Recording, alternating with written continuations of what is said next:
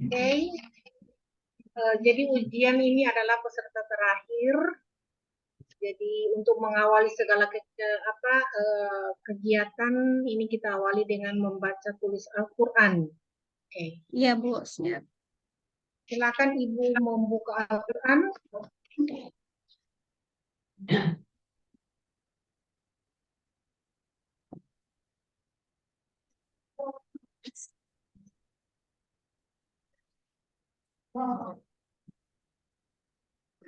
Surat Al-Imran.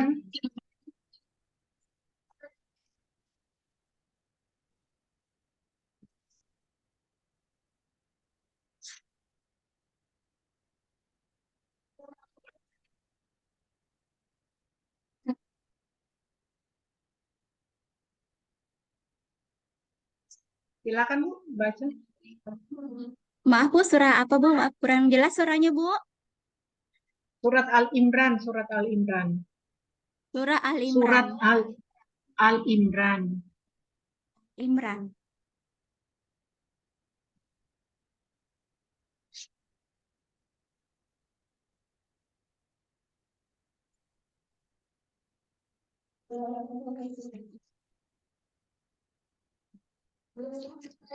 Imran.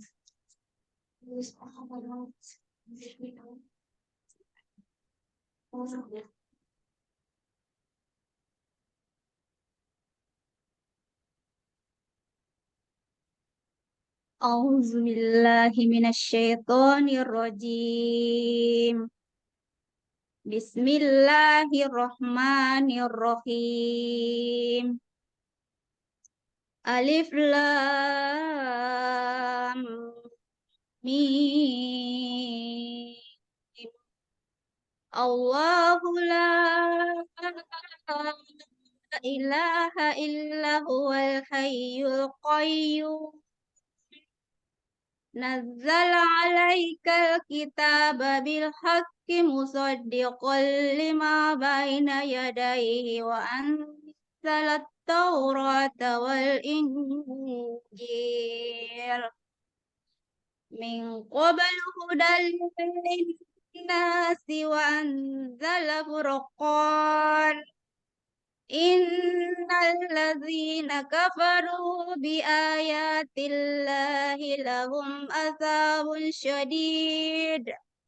Wallahu azizun dzuntiqam. Sadaqallahul Azim. Sadaqallahul azim. Silakan Ibu lanjutkan dengan menulis alif lam mim. Allahu la ilaha illa huwal hayyul qayyum. Maaf Bu, Silakan saya Ibu kurang jelas. Maaf Bu, saya kurang jelas Bu suaranya Bu. menulis, Ya, menulis. menulis. Ya, Iya. silakan tulis alif lam Allahu la ilaha dan seterusnya. Silakan. Duain.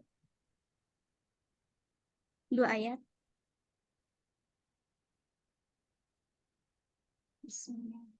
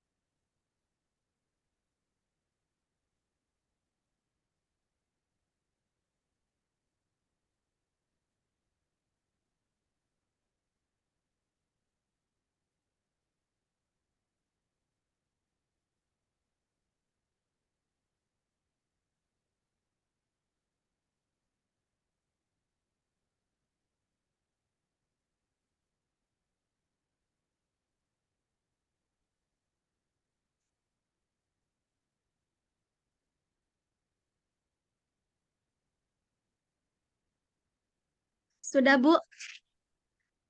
Tunjukkan Ibu.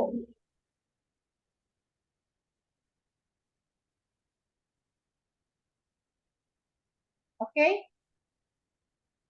terima kasih. Iya, sama-sama, Bu. Pertanyaan saya,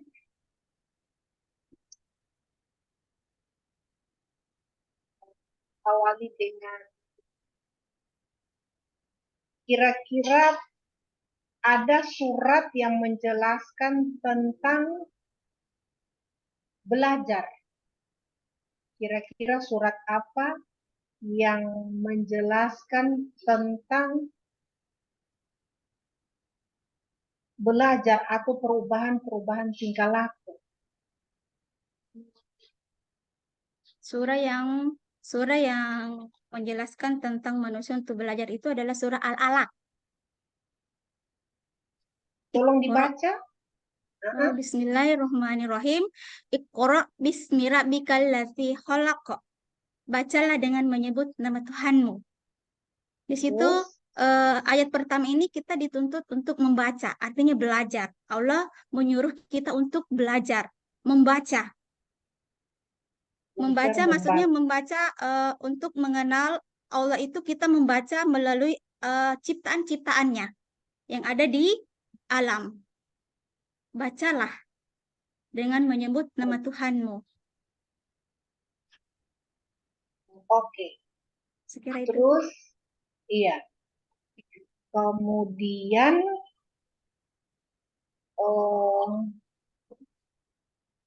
ada pepatah yang mengatakan bahwa tuntutlah ilmu sampai ke liang lahat. Tuntutlah ilmu sampai ke liang lahat. Bagaimana pendapat Ibu dengan moto seperti ini?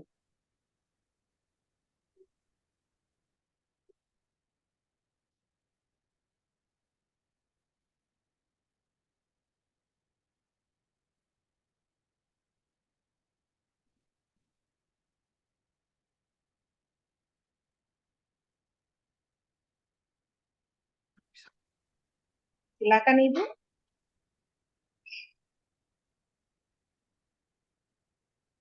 Ibu, maaf tadi jaringan Ibu.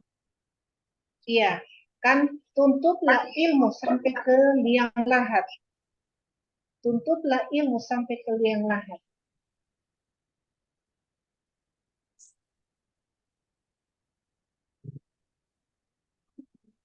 Tuntutlah ilmu sampai ke liang lahat. Artinya kita itu tidak ada batas untuk menuntut ilmu. Tidak ada batas umur. Mulai kita hidup sampai Siapa? akhir hayat kita untuk menuntut ilmu, untuk belajar. Tidak ada batas usia muda, tua. Itu harus terus belajar. Terus belajar. Jadi menurut Ibu penting belajar. Sangat penting. Sangat penting, Ibu. Sangat-sangat penting. Mungkin bisa dijelaskan definisi belajar menurut para ahli? Teori belajar maksudnya. Eh, Definisi teori belajar menurut para ahli mungkin 1-2 bisa disebutkan. oh ya, teori belajar menurut eh, eh, behaviorisme itu, menurut ahli behaviorisme itu adalah belajar itu adalah eh, perubahan perubahan yang terjadi pada peserta didik itu terjadi sebagai karena adanya interaksi stimulus dan respon. Terus yang Apalagi? kedua, teori kognitivisme itu adalah eh, peserta didik itu eh, dinilai atau diukur proses belajarnya, tapi bukan pada hasil belajarnya. Yang dinilai adalah proses belajarnya. Jadi pembelajaran ini fokus pada pemahaman, pemikiran atau penalaran. Terus apalagi? Demikian, Bu. Teori belajar apa lagi? Yang berikutnya adalah teori belajar humanistik. Humanistik ini teori yang dimana peserta didik itu didorong untuk membangun pengetahuannya sendiri, menemukan pengetahuannya sendiri. Humanistik, yaitu pengalamannya berkembang melalui aspek psikologis dalam pembelajaran. Terus berikutnya itu teori belajar konstruktivisme.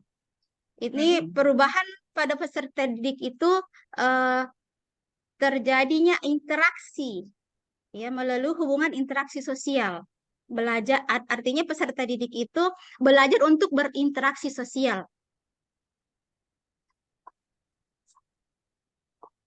Interaksi sosial maksudnya di sini siswa dengan siswa, siswa dengan guru, atau siswa dengan masyarakat sekitarnya. Lingkungan sekolah. Oke. Menurut Ibu, ini dengan adanya perubahan-perubahan permen mengenai ada RPP 1 lembar, ada apa K13, ada apa-apa sampai dengan terakhir sekarang modul, ya. Nah, Ya. kira-kira menurut Ibu, apakah perangkat-perangkat itu ada kelemahan dan kelebihan dengan yang sekarang dikenal dengan sudah merdeka belajar atau dikenal dengan sebetulnya itu hanya penamaan saja, RPP itu kan sama dengan modul, ya. Nah, kira-kira ada kelemahan dan kelebihan? Iya, Bu, ada kelebihannya, ada kelemahannya. Silakan. Kelebihannya, ya, kelebihannya kalau untuk modul ajar itu sekarang dia lebih disederhanakan, dan media-media pembelajarannya itu dia lebih ke teknologi. Terus kalau kekurangannya mungkin penggunaan teknologi mungkin masih canggung dalam menggunakan teknologi. Maksudnya Terus guru-guru itu bagaimana canggung dalam terus menggunakan teknologi. bagaimana mensiasati, kan ini pembelajaran modul ajar ini kan harus yang TPACK, ya, artinya yang sudah menggunakan teknologi. Terus bagaimana kalau misalnya guru sendiri tidak mampu memanfaatkan teknologi atau istilahnya gaptek dan seterusnya. Lalu Ya, mungkin di di dalam sini pembelajaran, bagaimana mensiasati? mungkin di sini guru-guru tuh harus mengikuti pelatihan-pelatihan. Ya, pelatihan-pelatihan, iya. Bagaimana menggunakan media, bagaimana menggunakan teknologi. Ini butuh proses belajar guru maksudnya butuh proses guru itu membelajar teknologi, dan harus bisa karena itu tuntutan eh, kurikulum, dan itu memang harus dimiliki oleh seorang guru untuk sekarang dan akan datang.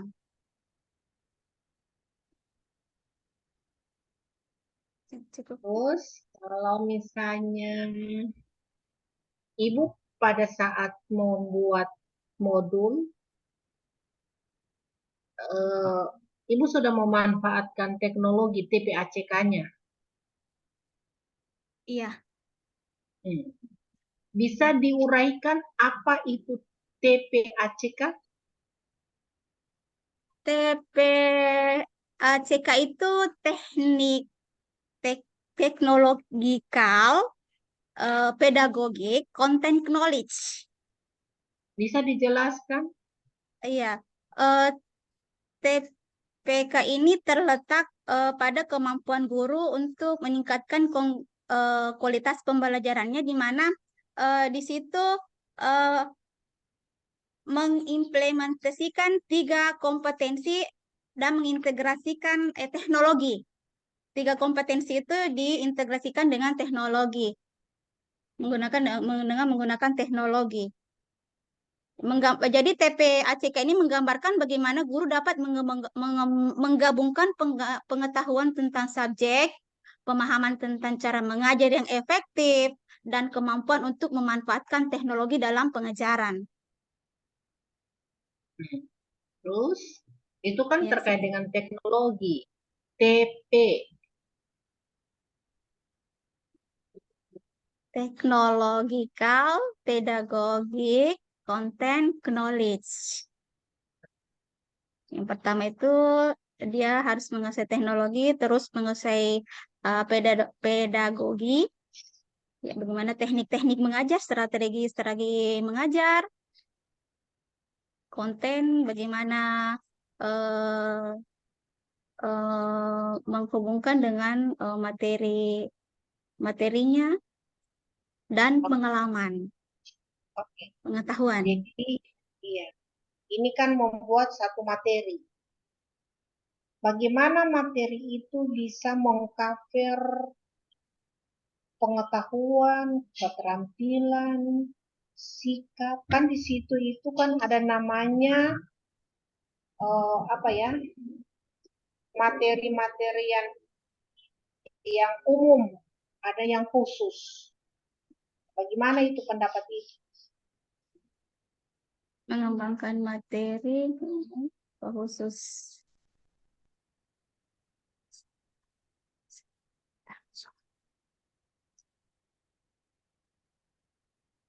Misalnya kalau untuk pengembangan materi yang umum, eh, misalnya saya misalnya materinya sakat itu masih umum. Nah, untuk materi yang khususnya itu sakat itu dibagi, ada sakat mal, ada sakat fitrah. Nah, di situ nanti dijelaskan masing-masing secara khusus, misalnya khusus menjelaskan sakat mal, khusus menjelaskan tentang sakat fitrah. Kalau materi yang esensial itu yang bagaimana? Materi yang esensial, materi yang sebenarnya, Materi yang sebenarnya. ya, yang lebih spesifik. Misalnya kalau eh, sakat, ya esensialnya itu misalnya ambil sakat fitrah, yang lebih khusus, materi Kalau esensial. misalnya yang advance material yang bermakna, Maaf Ibu, advance material yang bermakna, artinya materi yang advensial materi yang bermakna, misalnya ada bagaimana kontennya, filosofinya. itu materi atau mata pelajaran penting harus dikuasai atau dipahami oleh siswa dan materi yang berkelanjutan pada semua jenjang kelas atau fase pendidikan. Kalau misalnya menurut Ibu, materi ajar itu apakah memang harus tergambar dimensi pengetahuan? Maksudnya yang tadi dikatakan faktual, ya, kemudian yang konseptual, prosedural, atau metakognisi, memang begitu ya materi ajarnya. Iya, materinya harus konseptual, sesuai dengan konsep. Iya, materi yang diajarkan itu harus sesuai dengan konseptualnya. Terus yang metakognisinya bagaimana? Metakognisi sesuai dengan eh, sesuai dengan karakter sesuai dengan tingkat pemahaman peserta didik.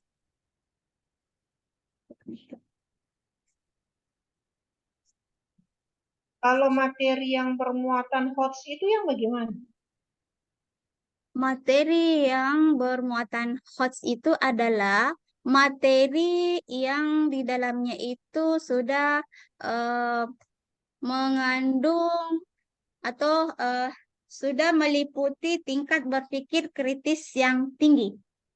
Artinya dia sudah level tinggi. Contoh, Contohnya kalau kelas 4, ya kelas 4, kelas 5, kelas 6 itu sudah materi HOTS. Karena tingkat pemikirannya itu sudah level tinggi.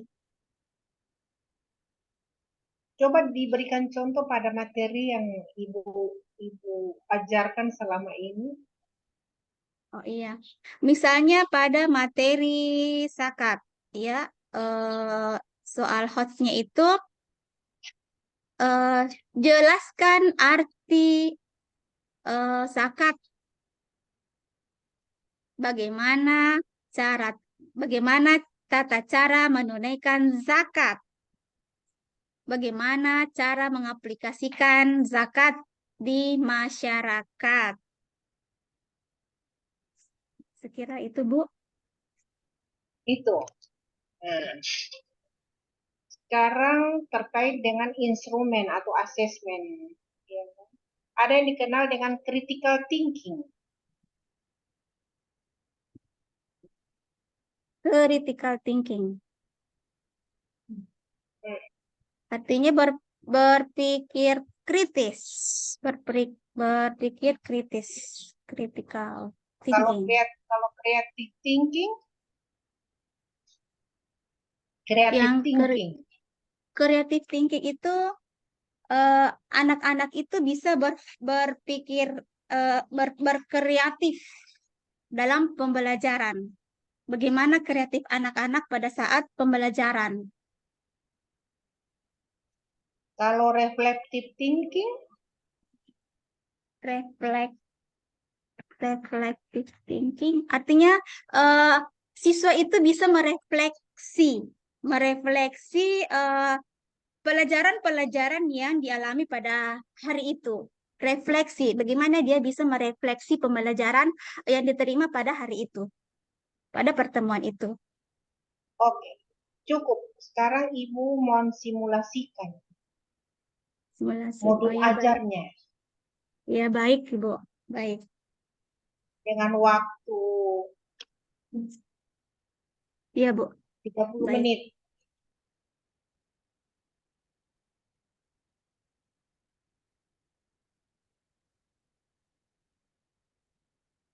Baik. Ya. Assalamualaikum warahmatullahi wabarakatuh, anak-anak. Mana materinya belum muncul di share Oh, screen materinya. dulu. Oh ya, maaf, Bu, maaf.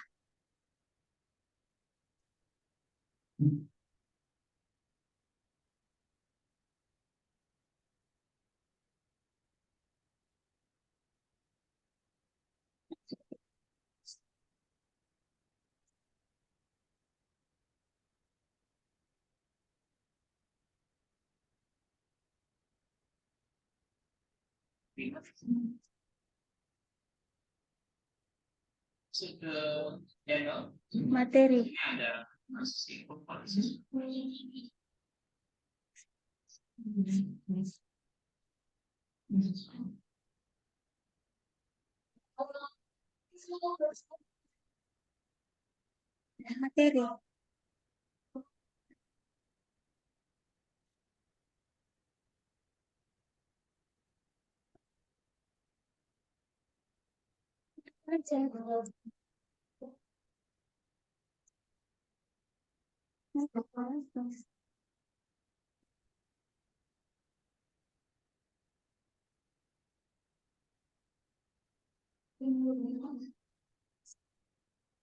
Ya. Nah, baik, ini materinya, Bu. Modul ajar. Baik. Assalamualaikum warahmatullahi wabarakatuh, anak-anak. Bagaimana kabarnya hari ini? Baik, alhamdulillah. Apakah hadir semua hari ini, anak-anak? Oh ya, baik. Jadi saya tidak perlu untuk mengabsen satu-satu ya. Kita langsung saja berdoa. Silakan ketua kelas untuk memimpin doa ya. Ya, baik. Doa sebelum belajar. Kita sama-sama ya. Ya. Bismillahirrohmanirrohim. Rabbi zidni ilman warzuqni fahman. Amin. Ya, terima kasih anak-anak. Nah, sekarang kita membaca dulu surah pendek ya, yaitu surah Al-Ikhlas sama-sama. Bismillahirrohmanirrohim. Qul huwallahu ahad, Allahus samad, lam yalid wa lam yulad wa lam yakul lahu kufuwan ahad. Alhamdulillah. Nah, anak-anak, setelah kita baca surah pendek, ya, sebelum masuk materi, karena materi kita pada hari ini adalah tentang zakat fitrah ya. Nah, apakah di antara kalian sudah ada yang tahu apa itu arti zakat? Oh iya, bagus. Nah, berapa macam zakat, anak-anak? Oh iya, baik, pintar ya.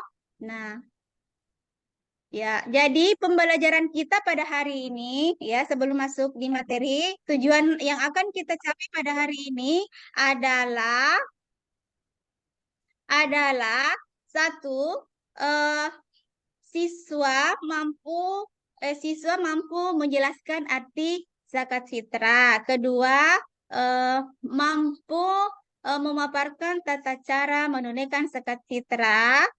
Ketiga, mampu menjelaskan makna zakat fitrah, dan yang keempat, eh, menunjukkan sikap, ya, sikap yang menunjukkan sikap perilaku dermawan sebagai aplikasi zakat fitrah. Nah, selanjutnya setelah itu anak-anak perhatikan media yang ibu guru tayangkan ya tentang ketentuan-ketentuan zakat fitrah. Ya, perhatikan baik-baik ya. Di sini ada pengertian zakat fitrah, waktu membayar zakat fitrah, ketentuan membayar zakat fitrah, orang-orang yang berhak menerima zakat fitrah dan manfaat zakat fitrah. Baik, setelah melihat tayangan media tadi, nah sekarang Ibu akan menanya dulu ya, memberikan pertanyaan. Apa yang kalian rasakan ketika bulan Ramadan tiba? Coba ceritakan pengalaman kegiatan kalian ketika bulan Ramadan tiba. Apa yang kalian rasakan ketika bulan Ramadan berakhir? Coba ceritakan pengalaman kalian ketika bulan Ramadan berakhir. Terus bagaimana perasaan orang-orang yang menerima zakat? Ceritakanlah pengalaman kalian tentang berbagi pada saat Hari Raya Idul Fitri. Nah, setelah itu anak-anak mengerjakan tugas ya, Ibu bagi kelompok dan mengerjakan tugas kelompok masing-masing. Adapun tugas kelompok ini akan Ibu guru berikan. Ini ada 4 soal. Silakan dijawab sebentar dengan kelompoknya ya. Soalnya yang pertama, jelaskan arti zakat dan zakat fitrah. Bagaimana tata cara menunaikan zakat fitrah? Ketiga, kapan waktu pembayaran zakat fitrah? Keempat, siapa saja yang berhak menerima zakat fitrah. Nah, setelah kalian menjawab tugas ini, kalian akan mempresentasikan jawaban kalian di depan teman-teman kalian, dan peserta didik lainnya itu memberikan tanggapan atau memberikan masukan tentang pendapat kelompok yang mempresentasikan hasilnya. Ya, baik. Anak-anak, setelah mendengarkan hasil kerja setiap kelompok, nah dari hasil diskusi kelompok tadi ya, di situ kita sudah kelompok sudah menampilkan semua kinerjanya, hasil kerja kelompoknya, dan ibu guru memberikan aplaus ya untuk semua kelompok ya. Kalian memberikan diskusi hari ini dengan bagus. Nah, sekarang kita akan mengerjakan asesmen formatif yang telah disiapkan ya. Anak-anak mengerjakan soal-soal yang sudah disiapkan ya. Ya. Baik, selesai mengerjakan, silakan dikumpul ya asesmennya. Ya. Nah, sekarang kita akan menutup kegiatan kita pada pagi hari ini. Nah, silakan siapa yang bisa menyimpulkan pelajaran pada pagi hari ini, pada kesempatan ini? Ya, silakan. Iya, baik. Ya, kesimpulannya bagus ya. Itulah kesimpulan tadi pembelajaran kita pada hari ini. Nah, anak-anak, silakan merefleksi kegiatan kalian yang sudah dilakukan pada pertemuan ini. Apa yang kalian rasakan, apa yang kalian rasakan setelah melakukan kegiatan pelajaran pada hari ini. Ya, baik. Kalian sudah merefleksi. Sekarang untuk minggu depan kita akan melanjutkan pembelajaran kita ya dengan topik yang berbeda. Nah, sekarang sebelum kita eh, menutup pembelajaran, marilah kita berdoa dulu ya. Doa sebelum pulang. Ya, baik. Membaca saja doa untuk kedua orang tua dan keselamatan dunia akhirat. Ya, kita berdoa sama-sama ya. Bismillahirrohmanirrohim. Allahumma gfirli wali walidayya warhamhuma kama rabbayani sogiro. Rabbana atina fid dunya hasanah wa fil akhirati hasanah wa qina azabannar. Amin. Ya anak-anak, demikianlah pembelajaran kita pada kesempatan ini. Ibu Guru akhiri, billahi taufiq wal hidayah. Assalamualaikum warahmatullahi wabarakatuh. Kira demikian Ibu.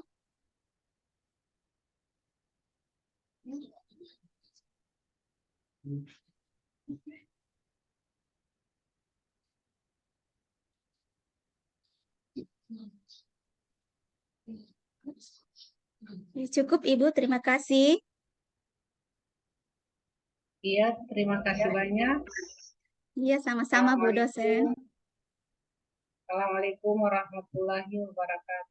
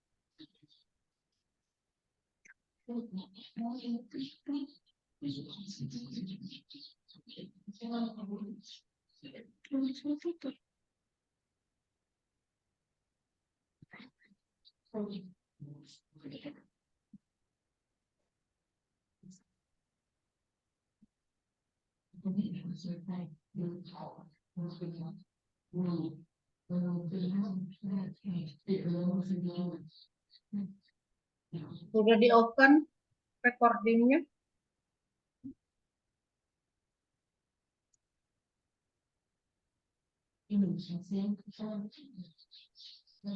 Sebentar Bu.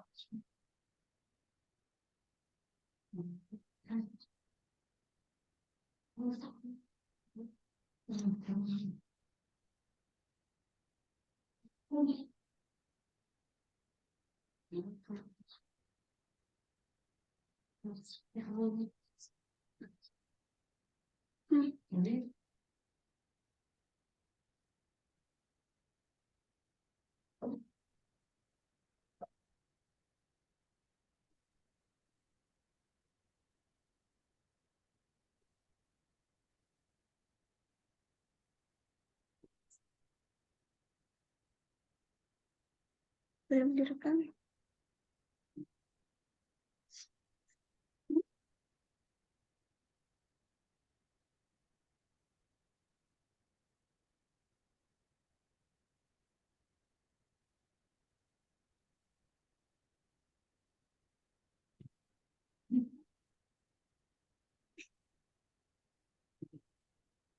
Recording in progress. Iya, Pak Ketua. Pak Ketua.